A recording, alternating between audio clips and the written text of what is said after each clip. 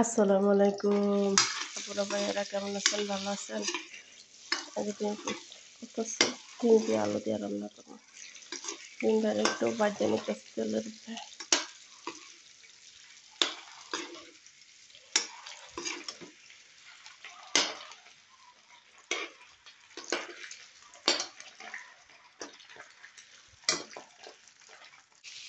এই যে আলুটার একটু তেলের উপরে ভাজতেছি। ডিম দিয়ে আলুটা রান্না করবো, আলুটার একটু তেলের উপরে ভাজতেছি।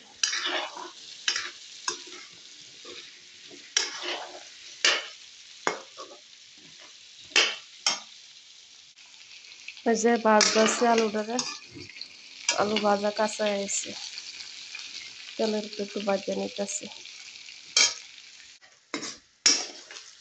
পেঁয়াজটা ডালা নিতেছি রান্নার জন্য। তারপর একটু জিরা, হলুদের গুঁড়ো, একটু মরিচ, ধনিয়া দেওয়া শেষ। তারপরে কাঁচামরিচ।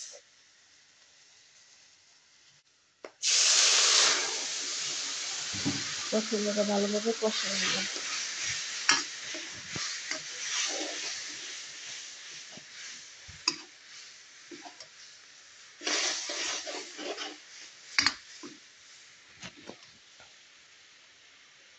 পরে যে দেখুন মশলাটা কষানো হয়ে গেছে। এখন ভেজে রাখা আলু দিয়ে দিলাম। ভেজে রাখা আলু, তার সাথে ভেজে রাখা ডিম মিক্স করে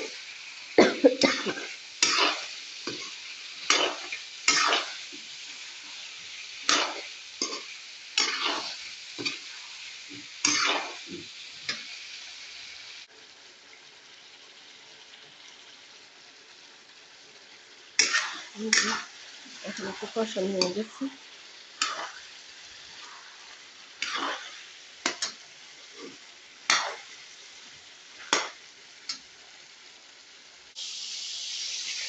কুরমা পুরো ভাইয়ের রান্না তো ঝামেলা হইবই আর বলবই। এটা হলো কয়টা চিংড়ি মাছ কাটতে নিচ্ছি, ঠিক আছে? একটু ফ্রাই করে নিতেছি। এটা একটু পেঁয়াজ দিয়ে বলা করবো, ঠিক আছে? অবতল সব অবতল। আর এখানে ডিম দিয়ে আলু দিয়ে কষায় দিচ্ছি ওইটাতে। ভিডিওটা ভালো লাগলে একটা শেয়ার দেন প্লিজ প্লিজ। ভাসে করে চিংড়ি মাছ একটু বোনা বসায় দিচ্ছি। আর এখানে ওইটাছে যে ডিম হয়ে গেছে, ডিম তরকারিটা তুলে ধনিয়া পাতা দিয়ে দিচ্ছি। এখন নামাই নেব। ঈদে হয়ে গেছে। তারপরে ভাইয়ার এই যে গরিবের খানা, ঠিক আছে? গরিবের খানা, ছেলের জন্য এক পিস মাছ ভাজি করলাম। গরিব খানা, কিছু মনে করবেন না।